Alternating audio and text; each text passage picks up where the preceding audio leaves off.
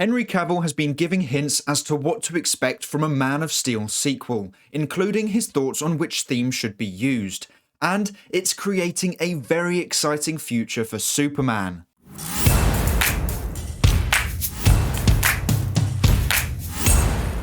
Hey everyone, welcome to the road to Man of Steel 2.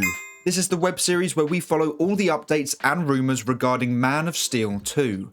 This is episode 1, and during Henry Cavill's promotion of Enola Holmes 2, quite a few pieces of information have been revealed regarding his return as Superman.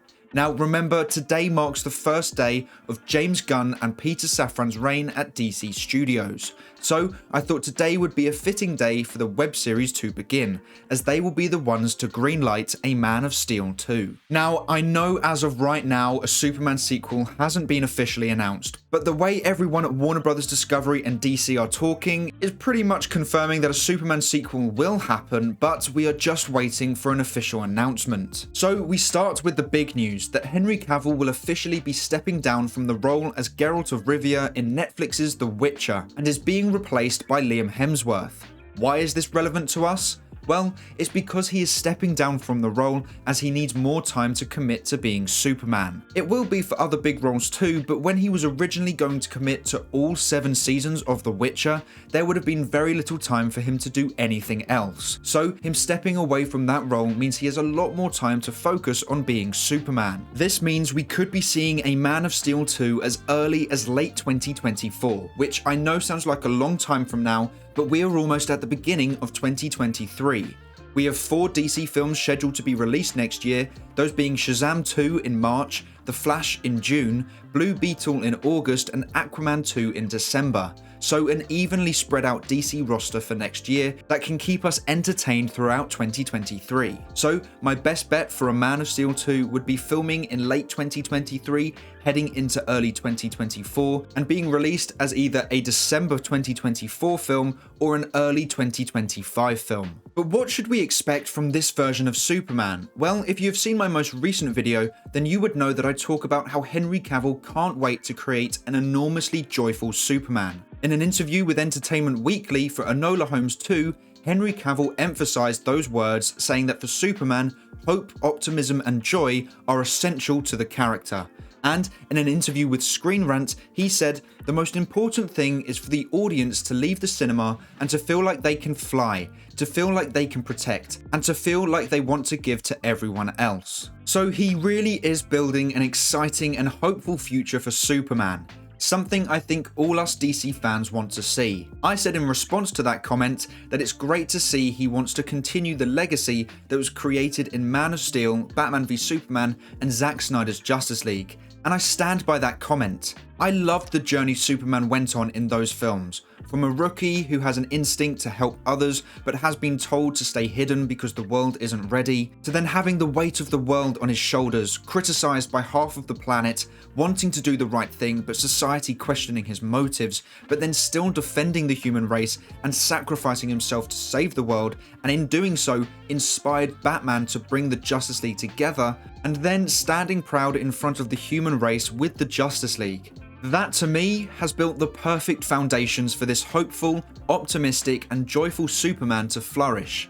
We have the backstory, we have his ups and downs, and now we can move forward into a Superman who knows who he is and who wants to be Superman. I think it was important to have the ups and downs for Superman's backstory so that he isn't just a one-dimensional character who is perfect from the start. This way we can follow him on his journey and see the progress he has made as a character from Man of Steel and now all the way to Man of Steel 2. So I cannot wait to see this version of Superman.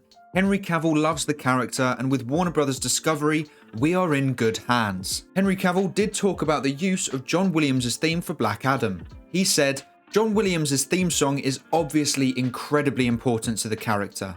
It's something which resonates with the character, and every single time I think anyone in the world hears that, I think a large portion of the world who hears that will recognize it immediately as Superman and feel a certain way about it. And I do think it's wonderful." He continued, "But at the same time, equally so, I think Hans Zimmer's Man of Steel score was just as wonderful." I have incredibly powerful feelings about that because I remember watching the trailer, the first teasers come out, and I was sitting there with my friend and we were both so excited about it, and the way the score plays. Both are incredibly powerful in their own way and both are just as iconic for the character. It was just such a pleasure to be back in the suit, whether it be John Williams or whether it be Hans Zimmer. They're both extraordinary artists. First of all, I love how much of a fan Henry Cavill is and how respectful he is to both composers and themes.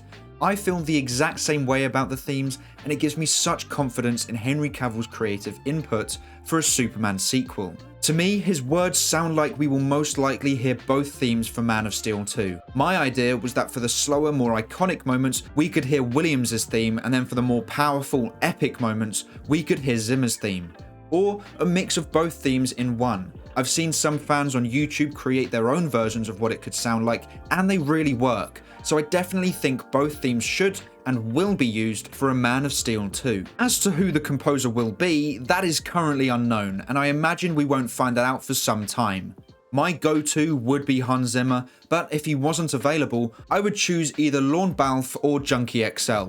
I loved what Lorne Balfe did with the score in Black Adam, and Junkie XL worked on Man of Steel and Batman v Superman, and composed the score for Zack Snyder's Justice League. So both composers have a great record with DC. Before we end today's video, make sure to let me know who you think should be writing this film, who should be directing this film, and who you think should compose this film. I'm really intrigued to see if there are any popular answers out there. But that is all for today's video. Thank you so much for watching. Please make sure to like and subscribe and turn on post notifications so you never miss a video.